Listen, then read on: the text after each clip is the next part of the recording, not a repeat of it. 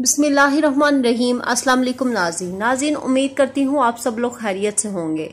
तो नाज़रीन, जैसा कि आपको पता है, पूरे सऊदीया में अभी तक बैनुल-अक़वामी सफ़र पर पाबंदी आयद है। ताहाल इस बारे में हतमी तौर पर यह नहीं कहा जा सकता कि कब तक परवाज़ें बहाल होंगी।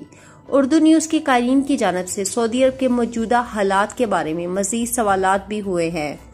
मजीद भाइयों का कहना है कि अकामा एक्सपायर हो चुका है, पाकिस्तान जाना है, कोई मालूमात दे, किस तरह वापस जा सकते हैं। तो जवाब में सऊदी अरब में वबाई मर्ज के हवाले से एहतियाती तदाबीर के तहत मकामी और बैनुल-अक़वामी सफ़र पर पाबंदियां आयद की गई हैं। ताहम अंदरूने मुल्क सफ़र पर पाबंदियां ख़त्म करके एहतियाती तदाबीर अख्तियार करते हुए सफ़र की इजाज़त दी गई है। बैनुल-अक़वामी सफ़र पर ताहाल पाबंदी बरकरार रहेगी।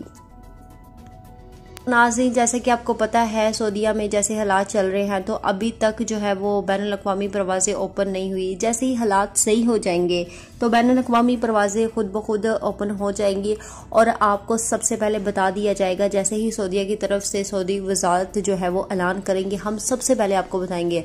द अरब इन्फो में आपको सबसे पहले बताया जाएगा। तो हमेशा की तरह हम आपको बैनुल-अक़वामी परवाज़ों की भी खबर आपको सबसे पहले देंगे।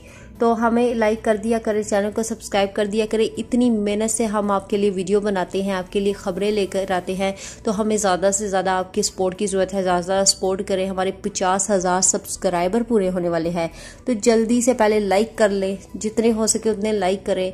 500 लाइक चाहिए। 500 लाइक कुछ भी नहीं है, 500 लाइक करें और साथ ही चैनल को सब्सक्राइब कर दें और साथ ही बेल आइकन को दबा लें ताकि इस तरह की मज़ीद वीडियोस आपको मिलती रहे। तो अब तक के लिए इतना ही। जज़ाकल्लाह।